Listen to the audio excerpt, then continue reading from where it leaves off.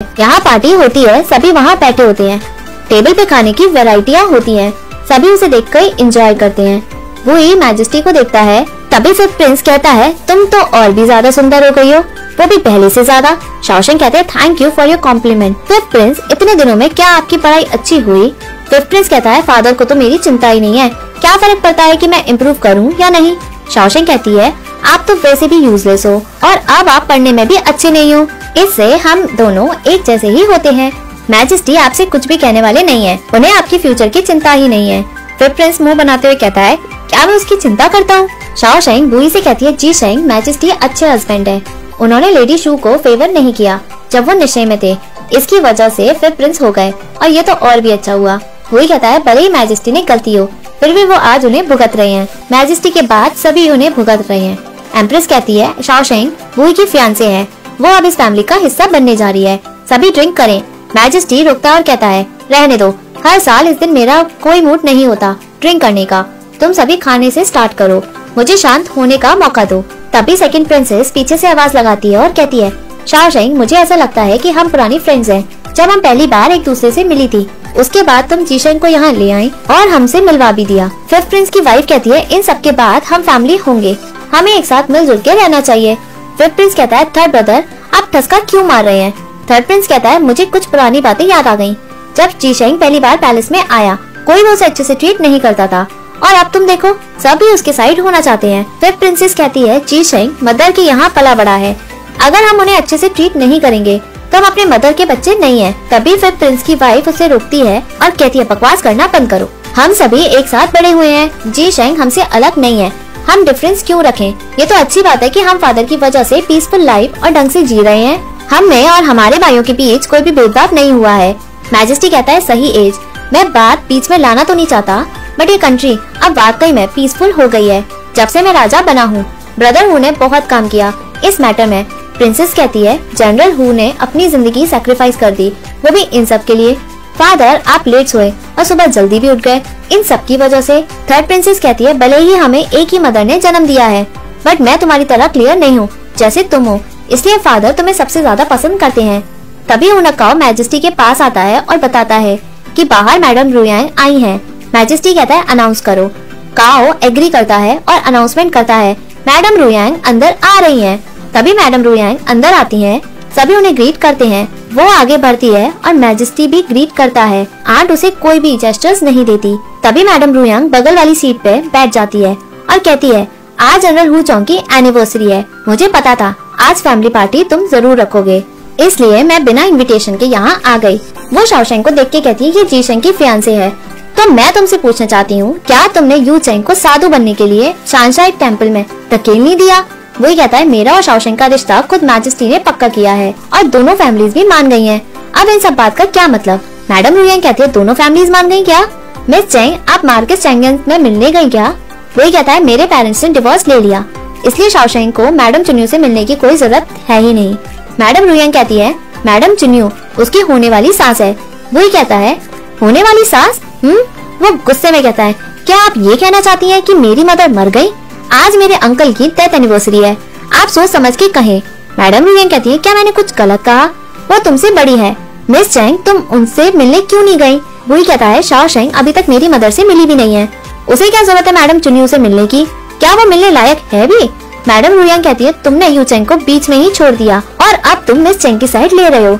तभी अनाउंसमेंट होती है, फर्स्ट वाइफ यू आ रही है। यू तभी अंदर आती है, सभी उन्हें ग्रीट करते हैं। यू मैडम रुयांग से कहती है, आंट आप मेरी सीट पे बैठी हैं, आप मेरी सीट मुझे दे दें। मैडम रुयांग कहती है, मुझे लगा कि तुम यहाँ आने वाली नहीं हो, तुमने कभी भी फैमिली पार्टी अटेंड नहीं की। यू कहती है, मैं आपको मिस कर रही थी, मैंने सुना कि आप यहाँ आई हैं, इसलिए मैंने सोचा कि आपको मेरी जरूरत होगी ताकि आप अच्छे से बात कर सकें, इसलिए मैं यहाँ सब कुछ छोड़कर आपके लिए आई हूँ। कोई मैडम रुयांग के लिए सीट अरेंज करो। सर्वेंट सीट प्रिपेयर करती है। मैजेस्टी मुस्कुराता है, सभी उन्हें वहाँ देखते हैं। मैडम रुयांग उठ जाती है और उस जगह बैठ जाती है। वो कहती है, मैं तुमसे बहुत बड़ी हूँ। यू कहती है, अगर आप बड़ी हैं तो आप मैजेस्टी से भी बड़ी हैं, तो क्यों ना आप मैजेस्टी की सीट ही ले ले, वहाँ बैठ भी जाएं। थर्ड प्रिंसेस मुस्कुराती है। यू कहती है, माना मैं यहाँ आने में लेट हो गई, बट क्या किसी ने कोई परेशानी खड़ी तो नहीं की? अगर की हो तो मैं मैजेस्टी से कहकर उसके सारे प्रॉपर्टी और सर्वेंट हम उनसे वापस ले लेंगे। मैं भी तो देखो बिना पावर और मनी के कोई कैसे बदतमीजी कर सकता है। प्रिंसेस कहती है मदर, थर्ड सिस्टर पहले से ही सॉरी फील कर रही हैं अपनी गलतियों को लेकर। यू कहती है एक्सक्यूज देना बंद करो, अगर तुम उसकी साइड लोगी तो मैं भगवान से प्रे करूंगी कि तुम्हारी बेटी तुम्हारी बहन की तरह ही निकले। क्राउन प्रिंसेस कहती है मदर, आप वाकई में समझदार हैं। फादर ने थर्ड सिस्टर को कई बार पनिश किया है जब भी उन्होंने मिस्टेक की। मदर, आप उन पे ज्यादा गुस्सा ना हो। यू कहती है अपने काम से मतलब रखो। जब तुम एम्प्रेस बनोगी और नेशन की मदर बनोगी तो बताने की जरूरत नहीं कि मुझे कब, कहाँ, कैसे, क्या करना है। पर चिंता मत करो, मैं पहले ही मर जाऊंगी। तुम्हें मेरे ऊपर टाइम वेस्ट करने की जरूरत है ही नहीं। इसमें रोने की क्या बात है? क्राउन प्रिंस कहता है आपके वर्ड्स ने मुझे बहुत ठेस पहुंचाई है। वो क्राउन प्रिंसेस को रोने के लिए मना करता है। मैडम रुयांग कहती है यू हैंग, तुम बहुत कठोर दिल की हो। तुम अपने बच्चों को डरा रही हो। इंपीरियल फैमिली के बच्चों का एक रुतबा है, उन्हें इतना स्ट्रिक्टली से चेक करना ठीक नहीं। यू कहती है इंपीरियल फैमिली के बच्चे मैजेस्टी के बच्चे हैं। पेरेंट्स होने के नाते हमने उन्हें जन्म दिया है और उन्हें पाला है। हम उन्हें तमीज में रहना सिखा ही सकते हैं। हम बस ये नहीं चाहते कि वो जल्दबाजी में गलत डिसीजन ले लें जिससे उनका पेरेंट्स का सर नीचा हो। आंट, ये तो हम पेरेंट्स एक्सपेक्टेशन कर ही सकते हैं, वो भी अपने ही बच्चों से। हाँ, आपको तो समझ ही नहीं आएगा क्योंकि आपकी ग्रैंड डॉटर को चिंता ही नहीं अपने पेरेंट्स की रेपुटेशन को लेकर। वो तो बस हंगामा करना जानती है ताकि वो शादी कर सके और अब वो शानसार टेम्पल में जाने वाली है। तभी मैडम रुयांग कहती है तुम। यू शाओशिंग से कहती है क्या तुम पुई की फियांसे हो? अपना सर उठाओ, तुम इतनी नर्वस क्यों हो रही हो? क्या तुम्हें भूख लग रही है? शाओशिंग हाँ करती है। फिर प्रिंसेस कहती है मदर, आपकी आंखें तो बहुत अच्छी हैं। मिस चेंग यहाँ यू रखते हुए कहती है तुम बड़ी डरावनी लग रही हो, तुम्हारी आंखों में डार्क सर्कल्स हैं। क्या तुम पूरी रात सो नहीं पाई? ऐसी हालत में तुम यू क्लैन में शादी कैसे कर सकती हो? वेडिंग फैन भी तुम्हारा चेहरा ढंग से कवर नहीं कर पाएगा। तुम अकेले ही अपने हेल्थ का ख्याल रखो, समझ गई ना? थर्ड प्रिंसेस मुस्कुराती है। फिफ्थ प्रिंसेस गुस्से में उठकर जाती है। यू कहती है वो तो बिना कहे ही चली गई, इसमें तमीज नाम की चीज ही नहीं है। रहने दो, कुछ ही दिन रह गए हैं उसके आजादी वाली जिंदगी के। जैसे ही शादी हो जाएगी पता चल जाएगा। मैं तो ऐसी ही हूँ, मैं बहुत कोमल दिल की हूँ, इसलिए मैंने अपने बच्चों को बिगाड़ दिया। मैडम रुयांग कहती है तुम इतनी मतलबी कैसे हो सकती हो? यू कहती है मैं अपने बच्चों को डिसिप्लिन में रहना सिखा नहीं सकती क्या? आप मेरी बुराई क्यों कर रही हो? अरे हाँ, आप तो मुझे पसंद कहाँ करती हो? आपको तो सिर्फ मैजेस्टी ही पसंद है, बट वो भी पूरी तरीके से नहीं। जब मैजेस्टी बच्चे थे आप उन्हें पसंद कहाँ करती थी? जब मैजेस्टी लायक बन गए, सारा फेम और वेल्थ जब उनके पास आ गया, आप उन्हें तब से पसंद करने लगी। जब मैजेस्टी राजा बने, आपका प्यार उनके लिए एकदम से जग गया। मैडम रुयांग कहती है यू हैंग, तुम कहना क्या चाहती हो? तुम मेरे और मैजेस्टी के बीच दरार डालना चाहती हो क्या? यू कहती है बच्चों, मैं सभी को बाहर कर नहीं समझती, बट अब पुरानी बातें खुल ही रही हैं। क्या आप सभी यहाँ रुक के सुनना पसंद करेंगे क्या? सभी प्रिंस और प्रिंसेस उन्हें ग्रीट करते हैं और वहाँ से चले जाते हैं। मैडम रुयांग कहती है जो कहना है साफ साफ कहो।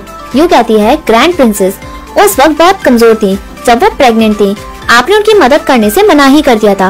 उस वक्त सब कुछ बर्फ से ढका हुआ था। मैजेस्टी को माउंटेन में जाकर शिकार करना पड़ा। उन्होंने सोचा कि शिकार की खाल और मीट उनके सिस्टर के लिए काम आएगी, बट जब ब्रदर हु चोंग ने मैजेस्टी को ढूंढा, वो पहले से ही ठंड में नीले पड़ चुके थे। उस वक्त ब्रदर हु चोंग ने हमारी हेल्प की और पैसे भी दिए ताकि ग्रैंड प्रिंसेस का हेल्थ खराब ना हो और मैजेस्टी का कोल्ड भी ठीक हो जाए। ये तो शर्म की बात है, उन जैसा नेक दिल इंसान ज्यादा टाइम तक जी नहीं सका। मैडम रुयांग झटपटाते हुए कहती किसने कहा मैं आपकी मदद करना नहीं चाहती थी? उस वक्त तुम्हारे अंकल कई महीनों तक घर वापस भी नहीं लौटे थे। मेरे पास कुछ ही सेविंग्स थी। वैसे भी मुझे पता नहीं था कि उस वक्त मैजेस्टी माउंटेन में चले जाएंगे।